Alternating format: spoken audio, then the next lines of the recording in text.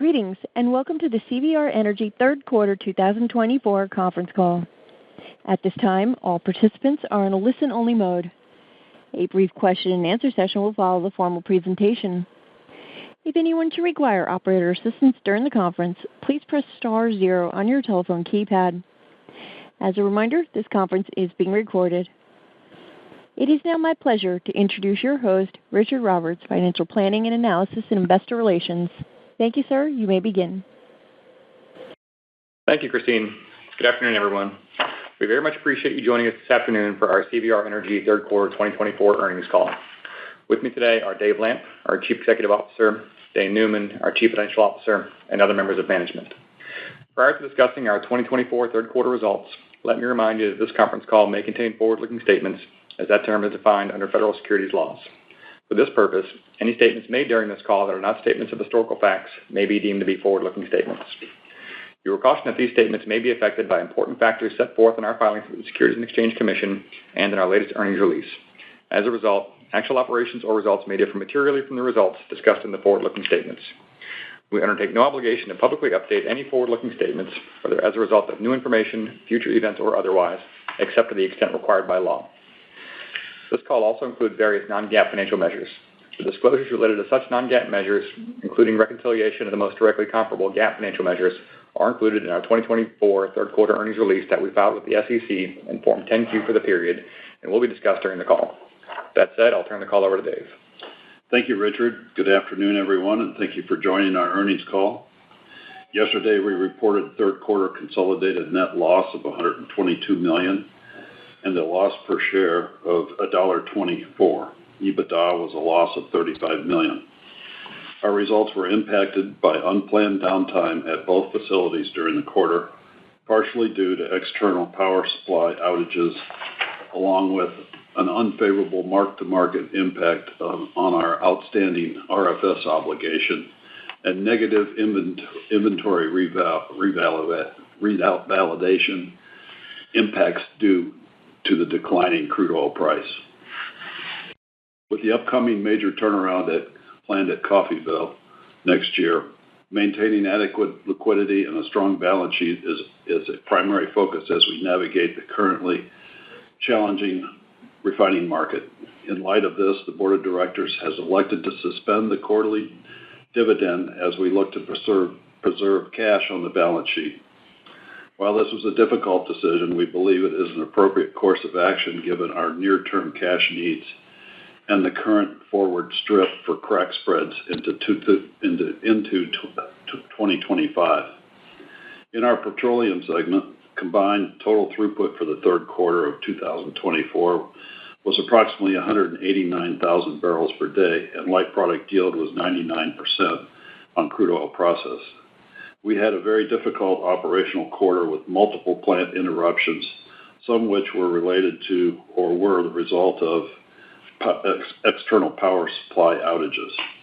Crude oil utilization for the quarter was 85% compared to our third quarter crude utilization rate of 95% over the past 5 years.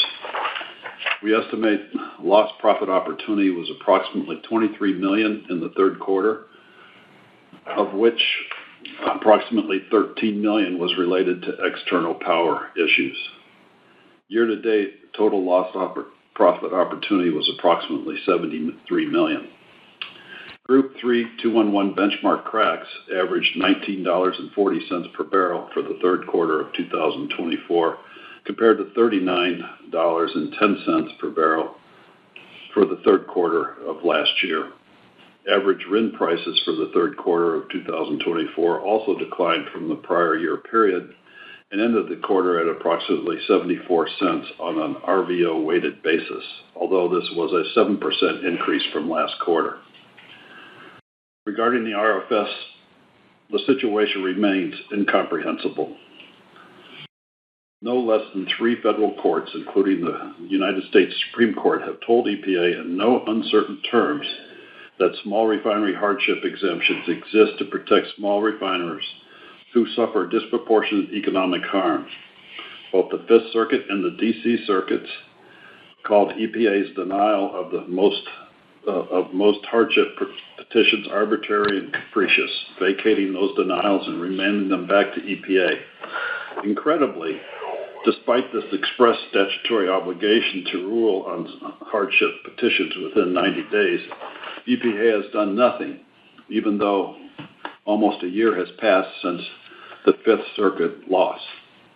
EPA's egregious conduct has left pending petitioners hanging in limbo for years, and the financial impact of their actions threaten the very existence of small refineries like ours. That a U.S. federal agency can be allowed to flagrantly and repeatedly violate the law without recourse shakes the very foundation of our government. No one is above the law, including EPA. So I call you out, Administrator Regan. EPA has broken the RFS, violated the law, persistently ignores very clear direction from the courts. This must stop now. For our part, we continue to seek relief in court, not only to secure small refinery exemptions the Wynnewood deserves, but to force EPA to remedy the root cause of small refinery harm. EPA's decision to violate the RFS law, allowing non-obligated parties to produce, buy, sell, trade, and hoard RINs, resulting in manipulation of the RIN market. For the third quarter of 2024, we processed approximately 20 million gallons of vegetable oil feedstocks through the renewable diesel unit at Wynnewood. The HOBO spread weakened slightly from the second quarter of 2024 with lower diesel prices, although this was offset by higher prices for D4 RINs and LCFS credits, which helped drive a positive result for the quarter. As a reminder, our renewable diesel business is currently reported in our corporate and other segments. In the fertilizer segment, both facilities ran well during the quarter with a consolidated ammonia utilization of 97%. Nitrogen fertilizer prices for the third quarter of 2024 increased relative to the third quarter of 2023, and we saw strong demand for ammonia and UAN over the summer. Now let me turn the call over to Dave to discuss our financial highlights. Thank you, Dave, and good afternoon, everyone. For the third quarter of 2024, our consolidated net loss was $122 million, losses per share were $1.24, and EBITDA was a loss of $35 million. Our third quarter results include a negative mark-to-market impact on our outstanding RFS obligation of $59 million, an unfavorable inventory valuation impact of $30 million, and unrealized derivative losses of $9 million. Excluding the above-mentioned items, adjusted EBITDA for the quarter was $63 million, and adjusted loss per share was 50 cents. Adjusted EBITDA in the petroleum segment was $24 million for the third quarter, with the decline from the prior year period primarily driven by lower product cracks in Group 3 and reduced throughput volumes due to the downtime at both facilities. Our third quarter realized margin, adjusted for RIN mark-to-market impacts, inventory valuation, and unrealized derivative gains, was $8.23 per barrel, representing a 42% capture rate on the Group 3 2-1-1 benchmark. We estimate the unplanned downtime in the quarter negatively impacted our capture rate by approximately 7%, related to the resale of gathered crude oil and the purchase of refined products, while the backwardation in the market drove an additional 6% unfavorable capture impact. RINs expense for the quarter, excluding the mark-to-market impact, was $46 million, or $2.62 per barrel, which negatively impacted our capture rate for the quarter by approximately 14%. The estimated accrued RFS obligation on the balance sheet was $374 million at September 30th, representing 467 million RINs marked to market at an average price of 80 cents. As a reminder, our estimated outstanding RIN obligation excludes the impact of any small refinery exemptions. Direct operating expenses in the petroleum segment were $5.72 per barrel for the third quarter, compared to $5.39 per barrel in the third quarter of 2023. The increase in direct operating expense per barrel was primarily driven by lower throughput volumes, partially offset by lower repair and maintenance expenses and natural gas and electricity costs. Adjusted EBITDA in the fertilizer segment was $36 million for the third quarter, with higher market prices for ammonia and UAN and lower feedstock and operating expenses driving the increase relative to the prior year period. The partnership declared a distribution of $1.19 per common unit for the third quarter of 2024. CVR Energy owns approximately 37% of CVR Partners common units. We will receive a proportionate cash distribution of approximately $5 million. Cash provided by operations for the third quarter of 2024 was $48 million, primarily driven by $87 million of cash flow from the fertilizer segment. Free cash flow for the quarter was $13 million, also attributable primarily to the fertilizer segment. Significant uses of cash in the quarter included $50 million for the CVI second quarter 2024 dividend, $39 million for cash interest, $36 million of capital and turnaround spending, and $13 million paid for the non-controlling interest portion of the CVR Partners second quarter 2024 distribution. Total consolidated capital spending on an accrual basis was $39 million, which included $28 million in the petroleum segment, $10 million in the fertilizer segment, and less than $1 million for the RDU. Turnaround spending in the third quarter was approximately $3 million. For the full year 2024, we estimate total consolidated capital spending to be approximately $170 to $195 million, which represents a reduction of approximately $25 million from our previous estimates. Turnaround spending is expected to be approximately $50 to $60 million. Turning to the balance sheet, we ended the quarter with a consolidated cash balance of $534 million, which includes $111 million of cash in the fertilizer segment. Total liquidity as of September 30th, excluding CVR Partners, was approximately $713 million, which was comprised primarily of $423 million of cash and availability under the ABL facility of $290 million. Looking ahead to the fourth quarter of 2024, for our petroleum segment, we estimate total throughputs to be approximately 200 to 215,000 barrels per day, direct operating expenses to range between $100 and $110 million, and total capital spending to be between $38 and $42 million. For the fertilizer segment, we estimate our fourth quarter 2024 ammonia utilization rate to be between 92% and 97%, with some potential downtime at the third-party air separation unit at Coffeyville expected in the quarter. We estimate direct operating expenses to be approximately $60 to $70 million, excluding inventory impacts, and total capital spending to be between $19 and $23 million. That, Dave, I will turn it back over to you. Thanks, Dane. Although we saw a slight improvement in the Group 3 crack spreads from the second quarter levels, overall refining markets remain challenging. While the board's decision to suspend the dividend was difficult, we believe the key to surviving these downturns in refinery is maintaining adequate liquidity and protecting the balance sheet, while we focus on areas we control, safe, reliable operations while reducing costs and capital spend. We are currently exploring the potential increase in our liquidity through possible access to capital markets. Between these efforts, cash on hand, availability on our undrawn revolver, we are confident in our ability to navigate this challenging environment and be well prepared post-turnaround for any improvements in refining margins. Supply and demand fundamentals for refined products have improved in the second half of 2024, with gasoline and diesel inventories both currently below 5-year averages. Gasoline and diesel demand are essentially in line with 5-year averages, while refined product exports have remained above 2 million barrels per day. One of the key issues for the U.S. refining in 2024 has been utilization levels that have averaged more than 2 percentage points higher than the 5-year average over the course of the year. So far in the fourth quarter, we've seen utilization rates for the U.S. refining fleet decline from the low to mid-90s down to the mid-80s during the fall turnaround season. While this is encouraging, ultimately we believe we need to see additional refining capacity rationalization in both the U.S. and globally in order for crack spreads to make a sustained move higher. In the fertilizer segment, we believe we are currently in more of a mid-cycle type environment after the peaks we saw over the past few years, and we are encouraged to see ammonia and UAN prices for the third quarter increase relative to the third quarter of last year. The fall harvest is ahead of schedule, nearing completion, and conditions look favorable for the fall ammonia application. Nitrogen fertilizer prices for the fourth quarter are up approximately $50 per ton for ammonia and $10 per ton for UAN compared to the fourth quarter of 2023. Finally, in renewables, we are pleased with the third quarter results from the Wynnewood renewable diesel unit, with this being the first full quarter of operations with the RD unit with a pre-treater.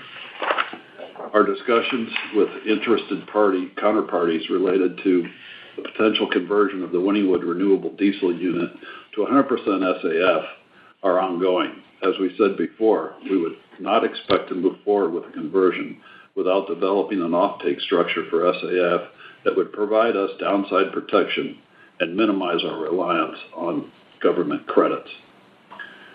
Looking at the fourth quarter of 2024, quarter-to-date metrics are as follows. Group 3 2-1-1 cracks have averaged $18 per barrel, with a Brent TI spread at $3.79 per barrel and the WCS differential at $12.93 per barrel under WTI. Prompt fertilizer prices are approximately $5.50 per ton for ammonia and $2.50 per ton for UAN.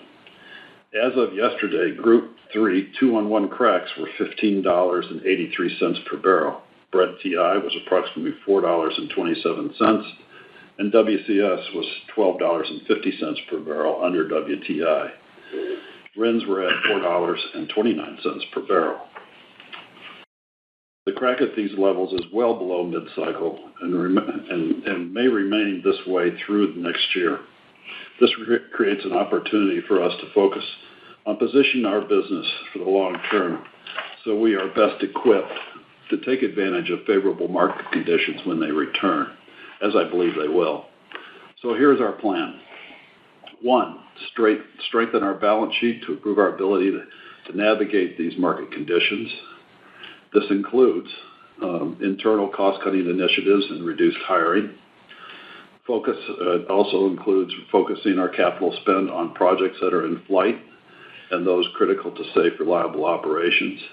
And finally, we are exploring access to capital markets, which could include non-core asset sales. Suspending the dividend is also part of this, but our board will continue to look at it each and every quarter. What we think this shows is we can make the tough decisions when necessary to support the company's future and our goal of increasing value to our stockholders. 2, focusing on executing our upcoming turnaround safely, on time, and on budget. Given market conditions, our turnaround timing it looks to be very, very well planned. Our track record for exceptional project execution speaks for itself. Although we've had some hiccups this year, we are great operators and have demonstrated our ability to successfully execute turnarounds in the past. 3, continue to explore ways to optimize our business. We will not ignore accretive opportunities before us, and liquidity measures we announced yesterday should help with this. And 4, as always, continue to focus on safe, reliable operations in an environmentally responsible manner. This should result in lower operating costs, better capture rates, and ultimately superior financial performance for our shareholders and stakeholders. In summary, despite the weakness in the current refining market, we continue to believe the U.S. fleet is the most advantaged in the world, given its high complexity, access to low-cost crude oil and natural gas. Our refineries are very competitive among this fleet. We have tremendous confidence in the future, and we see the actions we announced in our intended path forward as best positioning CVR to take advantage of it. With that, operator, we're ready for questions. Thank you. We will now be conducting a question-and-answer session. If you would like to ask a question, please press star 1 on your telephone keypad. A confirmation tone will indicate your line is in the question queue. You may press star 2 if you would like to remove your question from the queue. For participants using speaker equipment, it may be necessary to pick up your handset before pressing the star keys. One moment, please, while we poll for questions. Thank you. Our first question comes from the line of Neil Mehta with Goldman Sachs. Please proceed with your question. Good morning, Dave and team, and thanks for taking the time. I guess, Dave, maybe the first question just around how you're thinking about the dividend. You have always had a little bit more of a variable approach to the distribution, raising it in strong times and suspending it previously in some of the weaker times. So just, how should we think about the go forward for the dividend? And if we get on the back end of the turnaround and margin environment normalizing, how do you think about resuming it? And then just your framework would be helpful. Yeah, Neil, I think we've said many times that our structure as such really lends ourselves to our preferred method of returning cash to shareholders is via dividend. And I don't think anything's changed on that. We're a little bit more variable now. If you look at our past record of returning cash to shareholders via the dividend, it's pretty strong. We don't really want to take this action, but I think it's necessary in light of, if you look at the forward curve from in 25, we're printing in the 17 type numbers, and with the inflation and everything that's been happening in the marketplace, we view mid-cycle has increased at least $1 a barrel, if not $2. So we're just being cautious. If you look at the turnaround we have coming up, it's our largest turnaround of the sequence. Every 5 years, it's around $180 million is about half of our budget, a little less than half of our budget for turnarounds in that cycle, and we're just taking it very cautiously. And then that's helpful, Dave. And then just your perspective on non-core asset sales and the opportunity set, because as you talked about accessing the capital markets, you mentioned that you brought up UAN in the past as an area of potential monetization. But just curious on what in the portfolio do you think has could be on the table, and then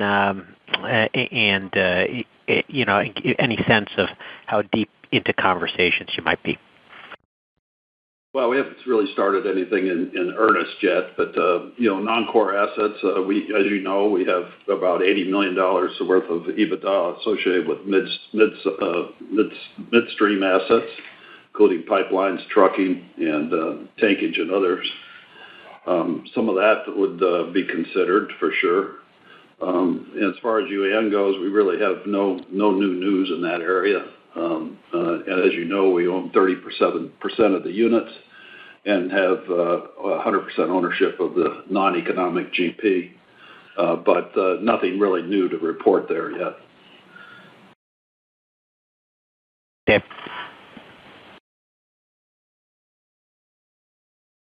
Our next question comes from the line of Matthew Blair with Tudor, Pickering. Please proceed with your question. Thank you. Good morning, Dave. Is there a potential to file any insurance claims on the downtime in an effort to recover any of that lost profit opportunity? Yes, we have recovered some money from it. I anticipate our cost from a PP&I basis was somewhere in the neighborhood of $25 million. We have a deductible that comes off of that, but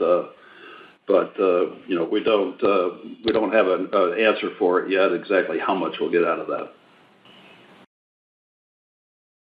Sounds good. And then circling back to the question on the potential access to capital markets, should we interpret that to mean that you're considering a potential equity raise? And then also on the non-core asset sales, you mentioned some of the midstream assets. What about the gathering system? Would that be core or non-core for CVR Energy? Well, I'll take the second part of that. The gathering system is integral to our system, but it could be monetized if we absolutely needed to. I don't think it'd be our first choice. We have joint ventures in pipelines that feed our refineries that would probably go first. On the liquidity, Dane? Yeah, and Matt, as far as capital markets go, I'd say it's pretty premature to discuss exactly what path we're thinking is. We're assessing all options, both magnitude and path to the market. So we'll be sure to update you guys more when we have more of a plan. Great, thank you very much. Our next question comes from the line of John Royal with J.P. Morgan. Please proceed with your question. Hi, good afternoon. Thanks for taking my questions. I was just hoping for your updated thoughts on acquisitions. You've been pretty vocal about looking at acquisitions.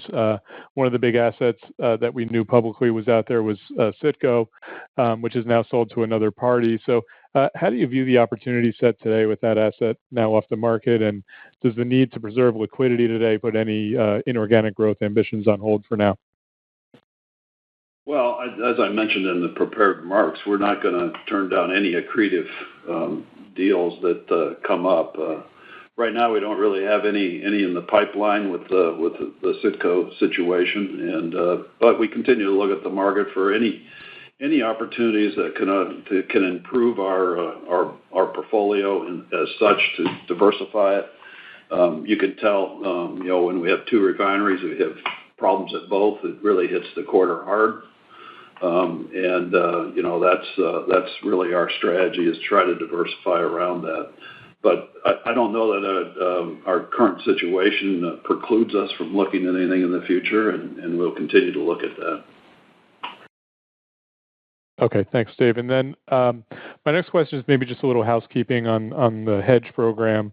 What should we expect in 4Q in terms of hedging? Any positive or negative impact as it looks today? Yeah. So in terms of our crack swap hedging, if you recall, we predominantly closed that out in the second quarter, recognized the realized gain. Those will roll off through the fourth quarter and through 2025, and you'll see the flip between realized and unrealized. But other than that, no significant plan to do any other material hedging at this time. Okay, thank you. Our next question comes from the line of Manav Gupta with UBS. Please proceed with your question.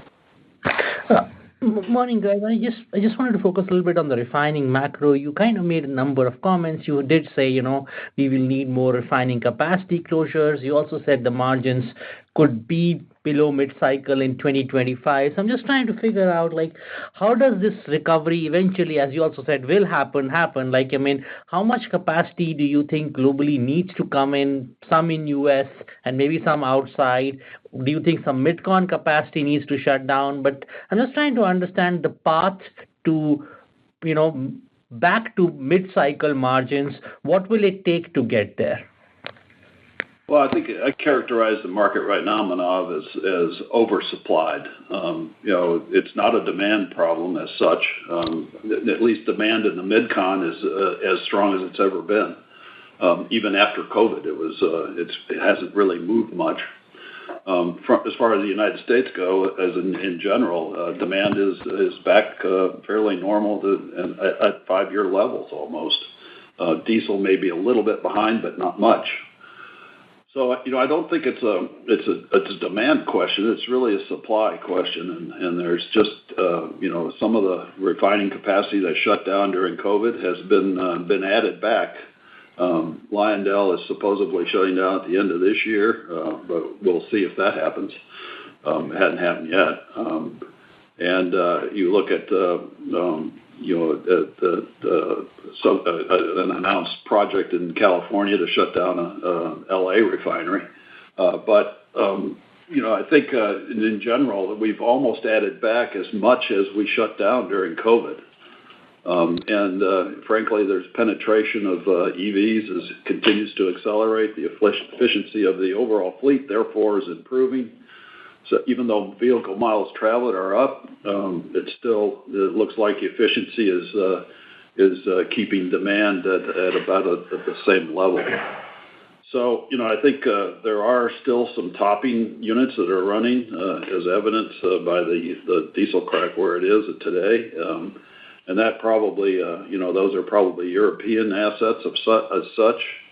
And then there's just new capacity additions that have come in, and a couple of new announced Chinese refineries that are going to be built in 3 or 4 years that will further impact the market. The good news is there's still growth in the market worldwide. I don't know how that will divide up among the various regions, but I would guess that the U.S. will continue to see continued pressure from EVs and substitution in the LNG phase, because if you look at the gap between crude oil and LNG, it's huge.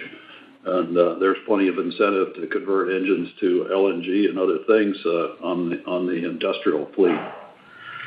So it's going to take either grow our way out of it or additional shutdowns to occur. Thank you so much for taking my questions. You're welcome. Our next question comes from the line of Paul Cheng with Scotiabank. Please proceed with your question. Hey, guys. Good morning. Good afternoon. Well, Dan, maybe I missed it. Did you mention what is the 2025 CapEx? If not, could you give us a rough estimate? And I think that will be including cost of fuel on the major turnaround. How many days is the turnaround going to be, and whether it's all going to be in the first quarter in the current plan, or that is going to spill in the second quarter? That's the first question. Paul, it'll cross over both quarters slightly.